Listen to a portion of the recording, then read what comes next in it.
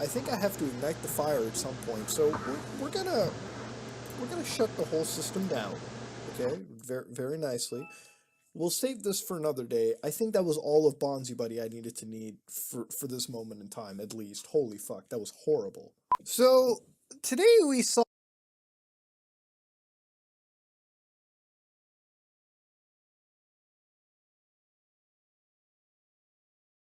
So I'm going to start this video off with a little question. What can you do with $250 million?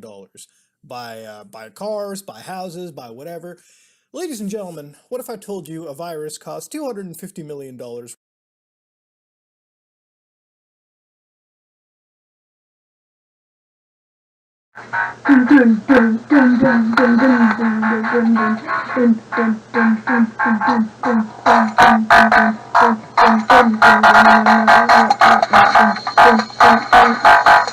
Okay guys, right.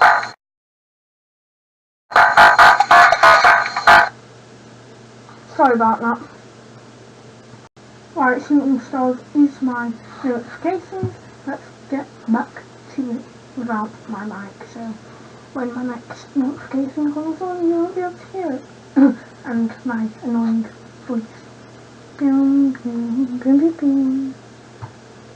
Let's just get into this. Worth of damages. Now last time we covered things, we talked about a $4 billion virus that caused damages, a piece of ransomware if you will, one that affected North America, Europe, but what if I told you about a virus that affected Asia, the Middle East more so often, and caused $250 million worth of damages, damages that I myself am a part of, let me put it that way, and I will get to it very quickly once we get further into this video. So this virus is known as Chernobyl or Space Filler or CIH. It comes with a lot of different names, and frankly, a Taiwanese computer people and caused massive damage. That Microsoft started to make Windows Longhorn, which would then become Windows Vista, and Windows Vista would then become Windows 7. And because it's built right into the operating system, it launches its security protocol so fucking far up your ass that you don't have to worry about getting infected. Generally. Can you screw it up? Yes. Running programs as administrator mode, that random program. Generally. Can you screw it up? Yes. Running programs as administrator mode, that random program you downloaded off the internet can still fuck you over. But generally it will help you. In fact, trying to run this virus on a Windows Defender enabled computer will actually not even allow Windows Defender to store that file. Okay guys, sorry about that. As I meant to say in my last clip, that be right back. You know, my mic was off, so, and I forgot about that, so, yeah, but anyway, let's get back into the video.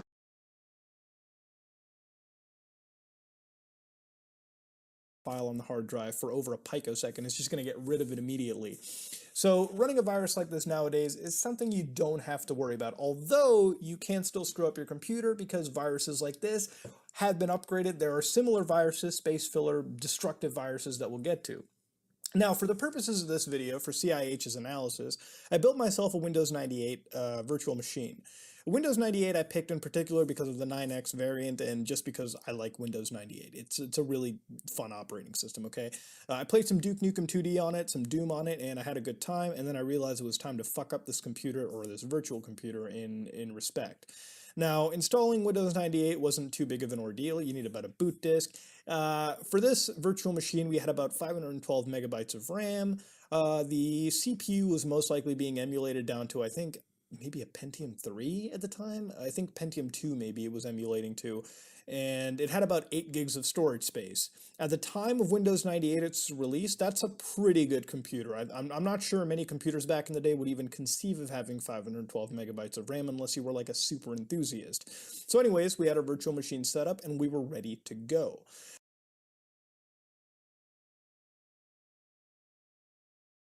I can tell you one thing, he is a nerd.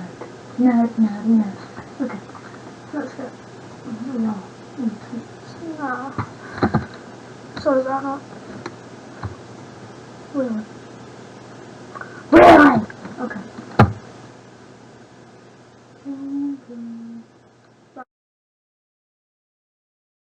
Now the next was actually getting the CIH virus, and this can be a little tad interesting if you're into virus analysis or you're into this kind of stuff. In order for me to get this virus, I had to look up the source code for it. For those of you who don't know, CIH has a purely accessible source code. You can actually download it and look at the innards of the source code in assembler format. So let's go down to how assembler works just really quickly. Beyond you, you'll be seeing what I was looking at. I was looking into the source code myself. I had to compile this into a program, so therefore I could launch this onto a virtual machine. Before that, you really can't do much with source code until you compile it. Basically, what source code is the general blueprint of the program you're using.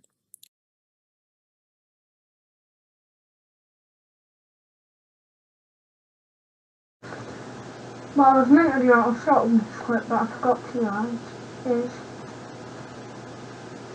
show you guys how I don't get viruses, how I don't get them when I download something, how I know if it's a virus, if it's got viruses in it or not, when I download it, like Pokemon Volt White and Blaze Black, they didn't have viruses in.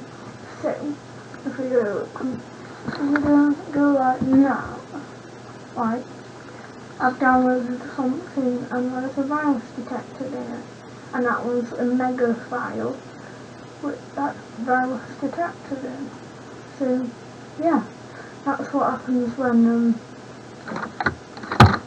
I download any viruses. Let's say failed virus detected, like there. And no, I ain't doing that to that link and getting the virus. If you want me to turn any virus off and get virus. No. Loading into, I've got a load of downloads. That Cam Studio. I've heard Cam Studio has viruses in, and I've downloaded the setup and it will say virus detected, but there isn't. And that's only the setup though. Bear in mind that's only the setup from source code. So yeah. uTorrent, that one there. Well, there's so many that haven't, you know, apart from one thing. I don't know what that is, what I downloaded because because Sock downloaded from there. I don't even know what that is. It's not really for someone. But that's the sock I've got to edit my vids, and I think, I may be wrong, but I think that's what I've been using ever since.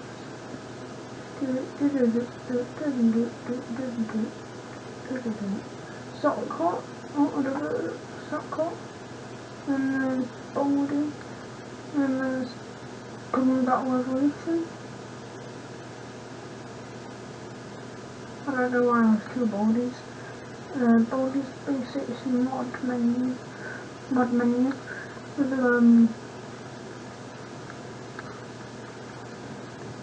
SVP file to stop the demo because I'm sussing, and that one virus.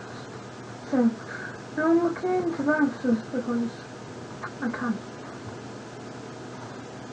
So yeah, that's how you can trust me with Pokemon Gold White 2. And I believe, let me go on to that video, I might not have, but it was a bit of a while ago.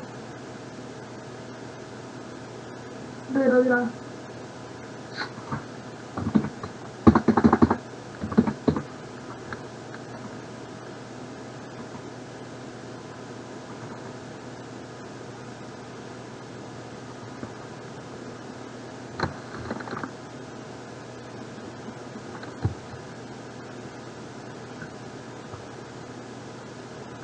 Next, it's only a few weeks ago.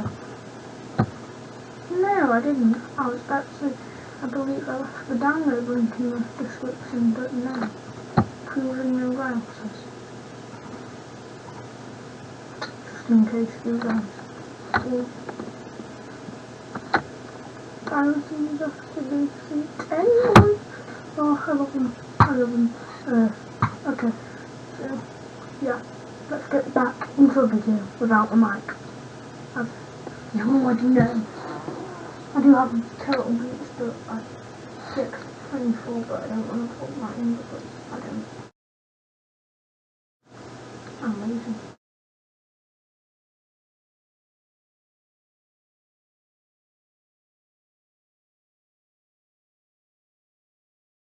Actually guys, I'll be back in a sec. So when you hear things like open source, it means a program that is open source is a program that you can easily look into completely, down to its bare naked details. Closed source is a type of program that you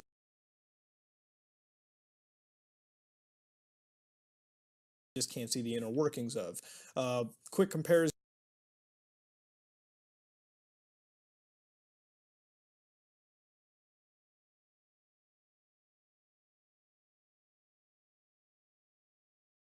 is if you have an Android device, the Android operating system, to my knowledge, is an open source operating system. So if you wanted to see how an Android operating system works, you can look at the source code and get a general idea from it, versus Apple's iOS platform, which is closed source. So if you wanted to look at how an iPhone works, tough shit. Apple doesn't want you to look at it, okay? You can go fuck off. Anyways, with all that put aside, let's go down to opcodes really quickly.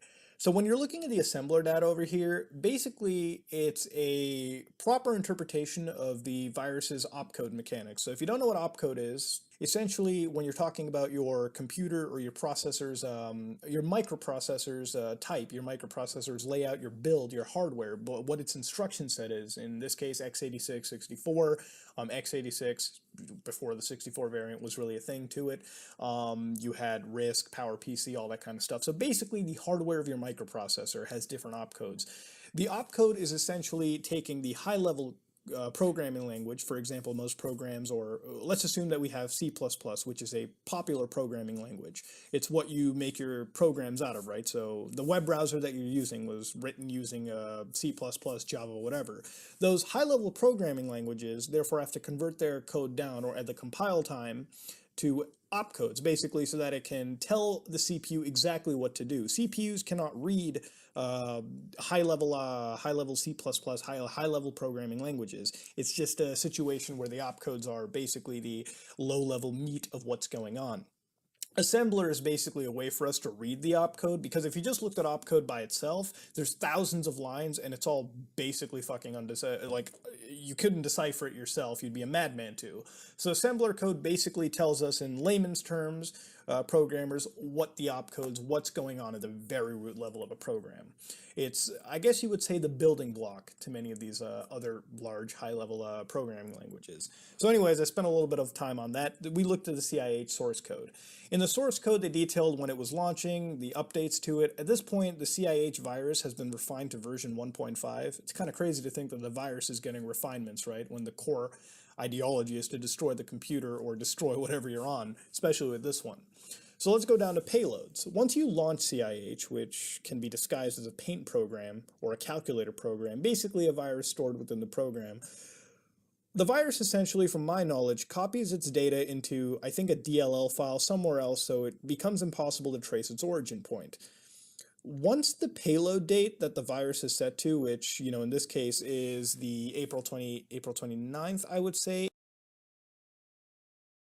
After all these virus, virus investigations, the last, the fifth one actually, I watched the rest of them off camera and camera, OBS, software recording thing, whatever, and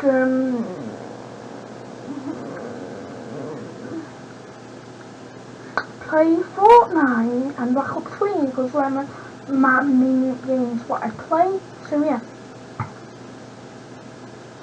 whoopsie. It's different depending on which CIH you use. The one that I was using was activating on the 26th of any month of any year. So, provided your computer was set to the 26th of, let's say, May, 2017, 2018, whatever, any year, it has to be past 96, I believe, the virus will launch. So what happens when the virus launches? In about 4 minutes, the system gives me a blue screen. Now, the blue screen of Windows 95, 98 is an iconic blue screen. We've all seen it if we used a 98 computer. We've all tried to work our way past it. What happens after the blue screen? The computer ceases to work. Let me tell you about the payload to this virus, what it essentially causes, the destructibility of CIH. Number one, it'll look at sector 0 of your hard drive. Basically, sector 0 is the beginning of your hard drive, and it'll start writing zeros across the board. Basically, what that's going to do is it's going to fill up your drive and completely obliterate the data you have on it. The second thing that it does... It also may prevent, potentially prevent, abuse to the OS. I don't know what that means, but what the hell ever. Fuck the hell ever. It starts to flash or corrupt your BIOS. For those of you who don't know what a BIOS is, it's the basic front end, I guess I would say the brain of your computer really, the piece that connects all your hardware together and to a very, very low level. So the BIOS, for layman's terms, let me just get to this really quickly. If you buy your computer from, let's say, Dell, you probably have the Dell screen show up as soon as you hit the power key. HP, you'll probably see the HP key. If you bought a computer or you made a computer yourself, and you probably have it set to your motherboard branding, so if you have an MSI motherboard, you'll see an MSI screen in front of your computer. The point is, the first time you hit the power key, you'll see that little screen. If you hit F12, you can open up boot menus and hit the escape key. You can access a lot of the BIOS settings. What this does is it runs a post test on your computer. Basically, it tests your computer for all the parts. If it works, then it hands off all the tasks to the bootloader, which, if you have Microsoft Windows, it'll load up Windows and then you can move on through your day. You probably won't even notice it nowadays because things are so fast and quick. But if your BIOS is corrupted, what will essentially happen is your computer is a fucking rock. It will not work. You can't power it on. You probably can't even get a post-test out of it. Your BIOS, once it's corrupt, is gone. The only way to fix it is to probably reflash your BIOS at that point, or clear CMOS's flash. Whatever it is, it's a terrible situation. You don't want your BIOS fucked up. Now, at the time of this virus in the 90s, that could have been very, very dastardly. That's where you get the $250 million worth of damages from. Now, because we tested this in a virtual machine, nothing really happened. VMware wasn't really harmed. The hard drive on the virtual machine was pretty fucking corrupt. Now, there are ways to fix it. There was a program released called Fix-CIH. This would attempt to repair the hard drive corruption, so you could... Sorry guys about the wind, what you can hear. I just turned my mic off because I forgot you guys could hear that. I know, I'm a bad person. I'm not good, seriously. At least boot into Windows. It wouldn't get rid of the virus. You had to actually load up like Norton Antivirus or any antivirus at the time and get rid of it at that point. But there were plausible ways to fix it, but of course it all mattered on very conditional things. You had to have your hard drive formatted a specific way. Anyways, Fix-CIH was the only solution at the time to at least get a computer up and running. If you couldn't get it up and running through Fix-CIH, all your data was gone. Your computer was fucking fried. And this virtual machine died a very agonizing but a quick death. And with that said, we lost 8 gigabytes worth of VMware storage, and it was sent to the recycle bin. So whereas WannaCry was really affecting Europe and North America, even though it did hit globally, this virus was really popular in 2 countries, South Korea and India. While it did affect the United States to the point where Boston College was affected, destroying some computers, in South Korea, somewhere around 500,000 to over 1 million to 1.5 million computers were affected by this virus, causing total losses. This is where the $250 million in damages had come from. Not to mention the fact in India, 10 major companies, I believe one of them was a telecom company at the time, was actually affected completely. Companies were going left and right out of the situation. Asia was up in a roar. South Korea was... magazines out of the time release these demo CDs. For those of you who are too younger, you don't remember, but back in the day, if you bought a gaming magazine, whether it was like PlayStation Magazine, for example, they would come with these demo discs. PC gaming magazines came with demo discs that had a bunch of games on them, and some of these games contained the CIH virus. So this virus was spreading through means that you really couldn't control or understand. If you bought a computer with the virus already and you didn't know it at the time, you were probably going to get fucked. If you installed a demo disc that you assume is vetted by the company itself, you didn't know. If you bought a game from EA, nowadays we complain about EA, you probably fucking bought a virus. So you entered a situation where you were buying ticking time bombs left and right. But luckily, as soon as this was found out and the uproar was caused, the issue was pretty rectified by a lot of companies out there that work in the antivirus field. So realistically, you didn't have to worry too much post-virus, but when the virus did hit, $250 million is no joke. Of course, there were some people who skepticized if this was all some black market ploy to basically throw away computers that really weren't broken and could be fixed with relative ease, or for some manufacturers and firms to say, whoa, the computers were destroyed, let's buy brand new shit because we lost all of our old shit. There were a whole lot of things about CIH that is a history that y'all probably want to Google and look into. But for now, we're getting sort of in all forms of tangents. I wanted to basically tell you about this virus and give a little bit of analysis myself. And the analysis that I video, the problem is sometimes is I sort of get on a tangent with explaining Blah some of blah these very blah minor blah blah things. blah. But this one Goodbye, is guys. infinitely more interesting.